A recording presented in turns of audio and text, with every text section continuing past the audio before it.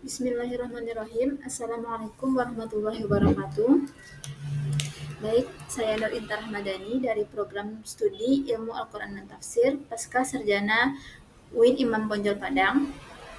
Pada video kali ini, saya akan mempresentasikan kajian terkait manhaj dari tafsir Ibnu Abbas yang diriwayatkan oleh Ali bin Abi Thalha. Pembahasan ini disusun sebagai tugas akhir dari mata kuliah Manhaj Al-Mufassirin, yakni untuk menjelaskan secara metodologis karakter dari tafsir Ibnu Abbas, riwayat dari Ali bin Abi Thalha. Tafsir Ibnu Abbas menempati posisi penting dalam khazanah tafsir Al-Quran, khususnya dalam tradisi tafsir generasi awal Islam. Tafsir ini dinisbatkan kepada Abdullah ibnu Abbas, yakni seorang sahabat Nabi yang dikenal luas sebagai otoritas utama dalam pemaknaan ayat-ayat Al-Quran. Namun, berbeda dengan karya tafsir pada periode berikutnya, tafsir Ibnu Abbas bukanlah kitab tafsir yang disusun secara langsung dan sistematis oleh Ibnu Abbas dalam bentuk tulisan, melainkan tafsir ini pada hakikatnya merupakan kumpulan penjelasan dari Ibnu Abbas sendiri terhadap ayat-ayat Al-Quran yang kemudian diriwayatkan, dihimpun, dan ditransmisikan oleh generasi setelahnya. Proses terbentuknya tafsir Ibnu Abbas berlangsung melalui jalur periwayatan, sebagaimana lazimnya tradisi keilmuan pada masa sahabat dan tabi'in. Penjelasan-penjelasan Ibnu Abbas mengenai makna dari ayat-ayat Al-Quran disampaikan dalam berbagai majelis ilmu, kemudian dicatat dan diriwayatkan oleh murid beliau dan para perawi. Salah satu jalur periwayatan yang paling terkenal dan banyak digunakan oleh para mufassir klasik ialah jalur riwayat Ali bin Abi Thalha. Melalui jalur inilah sebagian besar penafsiran Ibnu Abbas sampai kepada kita dalam bentuk yang relatif utuh dan konsisten. Salah satunya dalam kitab tafsir Sahifah Ali bin Abi Thalha Ibnu Abbas fi Tafsir Al-Quran. Dalam tafsir ini akan terlihat bahwa tafsir ini melalui perjalanan cukup panjang, yakni disusun atau setidaknya ada tiga tokoh yang berperan penting dalam terbentuknya tafsir ini. Yang pertama yakni Ibnu Abbas sendiri. Dalam konteks tafsir, Ibnu Abbas berperan sebagai pemilik otoritas makna, yakni sebagai sumber utama penjelasan ayat-ayat Al-Quran yang dinukil oleh generasi setelahnya. Kemudian, Ali bin Abi Thalha. Beliau ialah seorang tabi'in yang memiliki peran sentral sebagai perawayat tafsir Ibnu Abbas. Nama beliau dikenal luas karena meriwayatkan penafsiran Ibnu Abbas dalam bentuk sahifah yang kemudian menjadi salah satu jalur periwayatan tafsir paling terkenal. Selanjutnya yakni Rasyid Abdul Muqnim Ar-Rijal. Beliau ialah seorang sarjana kontemporer yang berperan sebagai muhakkik dan penyusunan teks tafsir Al-Quran, tafsir Ibnu Abbas melalui riwayat Ali bin Abi Thalha.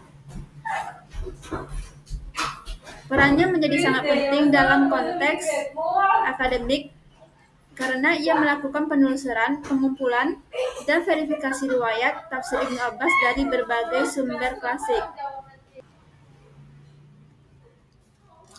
Selanjutnya kita akan melihat bagaimana metode dalam tafsir Ibnu Abbas ini. Dalam literatur metodologi tafsir, para ulama seperti Mana Al-Qatan dan Imam As-Suyuti membagi metode penafsiran Al-Quran ke dalam beberapa bentuk. Yang pertama, yakni metode tahlili, ijmali, muqarran, dan maudhu'i. Metode ijmali ditandai dengan penafsiran ayat Al-Quran secara ringkas dan global, dengan menyampaikan makna pokok tanpa uraian panjang mengenai aspek kebahasaan, perbedaan pendapat ulama, asbabun nuzul, maupun implikasi hukum yang rinci. Dari segi metode penafsiran, tafsir Ibnu Abbas secara metodologis dapat dikategorikan sebagai tafsir dengan metode ijmali. Hal ini tampak dari cara penyajian penafsiran yang bersifat ringkas, global, dan langsung pada makna pokok ayat. Ibnu Abbas umumnya menafsirkan ayat dengan memberikan padanan makna, penjelasan padat terhadap lafaz tertentu, atau pengungkapan maksud ayat tanpa uraian panjang mengenai aspek kebahasaan, perbedaan pendapat ulama, ataupun implikasi hukum yang rinci. Pola ini konsisten hampir di seluruh riwayat tafsirnya dan sejalan dengan karakter tafsir pada masa awal Islam yang bertujuan memberikan pemahaman langsung pada pendengar. Sebagai contoh, dalam menafsirkan Quran Surah Al-Fatihah ayat 2, Alhamdulillahirabbil alamin, Ibnu Abbas menafsirkan lafaz Rabbul Alamin dengan ungkapan singkat, yakni Sayyid al-Alamin wa khaliqihim wa mudabbir amrihim. Penafsiran ini langsung menyentuh pada makna inti ayat, tanpa pembahasan gramatikal, tanpa perbandingan makna oleh pendapat para ulama, dan tanpa pengembangan yang tematis.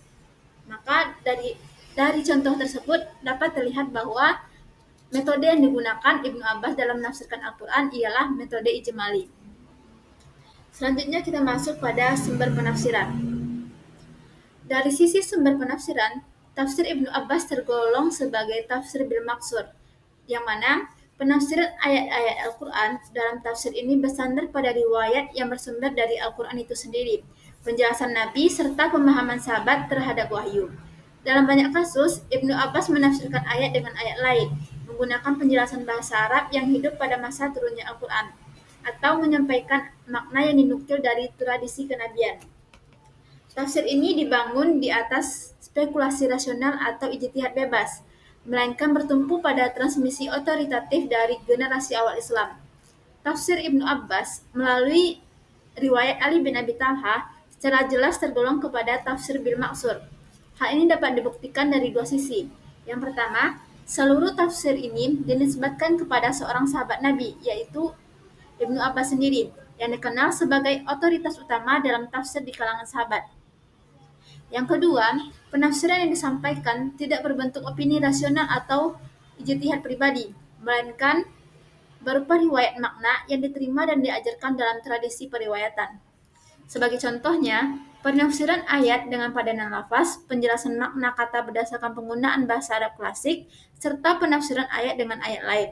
Semuanya merupakan ciri khas dari tafsir bil al-maksur. Bahkan ketika penafsiran tampak sederhana, sifat periwayatannya tetap menjadikan bagian dari tradisi tafsir bil ar-ra'yi, bukan tafsir bil ra'yi. Selanjutnya, kita masuk pada manhaj dari tafsir Ibnu Abbas. Sebelum mengetahui bagaimana manhaj dari tafsir Ibnu Abbas, maka perlu menyinggung apa itu manhaj dari tafsir Ibnu Abbas. Secara kebahasaan, manhaj mufassirin adalah idhofah yang terdiri dari mudhaf dan mudhaf ilaih. Kata manhaj digunakan untuk dua kondisi. Yang pertama, diaplikasikan untuk hal yang konkret sehingga diartikan jalan yang jelas, lurus dan diketahui oleh banyak orang dan tempat yang biasa dilewati. Yang kedua, pemakaian secara teoritis, di mana kata al-manhaj digunakan untuk menyebut aturan ilmiah secara detail sehingga dapat dipahami oleh peneliti manapun. Maka ia bekerja mengikuti kaidah-kaidah dan dasar-dasar yang dilakukan secara berulang agar hasil studinya bernilai ilmiah, metodologis, fokus, dan benar. Berdasarkan pengertian tersebut, dalam konteks tulisan ini, yang dimaksud dengan manhaj al-mufassirin ialah pola-pola ilmiah yang fokus dan terbatas yang diterapkan oleh mufassir dalam praktik menafsirkan ayat Al-Quran. Pada pola-pola ini memiliki metodologi yang baku dan langkah-langkah yang terdapat dalam tafsir mereka. Maka pada kajian ini, penulis menelaah manhaj dari tafsir Ibnu Abbas dengan merujuk pada kitab Ta'rif Ad-Darisin bi Manahij al-Mufassirin karya Dr. Salah Abdul Fattah Al-Khalidi. Dalam prosesnya, penulis menemukan bahwa terdapat 5 manhaj yang dipakai oleh Ibnu Abbas dalam tafsirnya.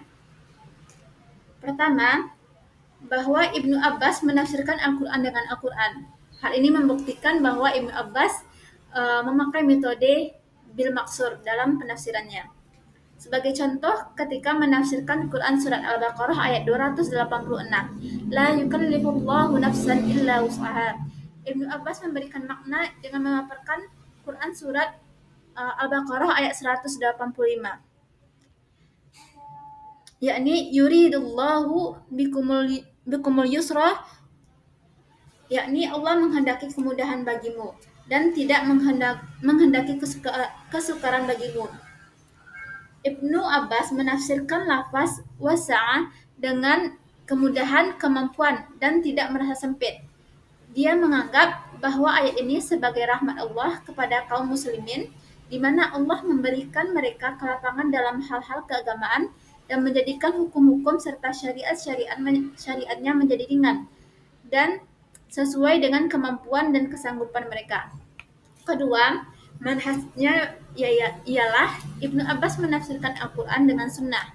Yang ketiga, Ibnu Abbas menafsirkan Al-Quran dengan bahasa Arab. Yang keempat, Ibnu Abbas menafsirkan Al-Quran dengan ijtihad dan mengalih hukum. Dan yang kelima ialah Ibnu Abbas mengkombinasikan ayat-ayat yang terlihat kontradiktif.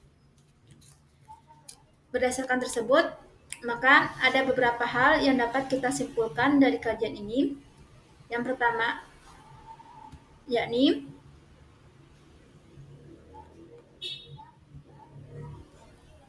tafsir Ibnu Abbas dapat dipahami sebagai sebuah karya tafsir riwayat yang terbentuk melalui proses historis dan transmisi keilmuan yang panjang. Ibnu Abbas berperan sebagai sumber utama penafsiran, dan Ali bin Abi Thalha sebagai penghubung periwayatan, serta Rashid Abdul Mu'nim sebagai muhakkik yang menyajikannya kembali dalam bentuk sebuah kitab. Dari sisi metodologi, tafsir ini memakai metode ijmali dalam penyajian makna ayat dan bersumber pada tafsir bil maksur dalam landasan periwayatannya. Itulah presentasi dari saya terhadap manhaj dari tafsir Ibnu Abbas. Semoga bisa bermanfaat. Akhir kata, Assalamualaikum warahmatullahi wabarakatuh.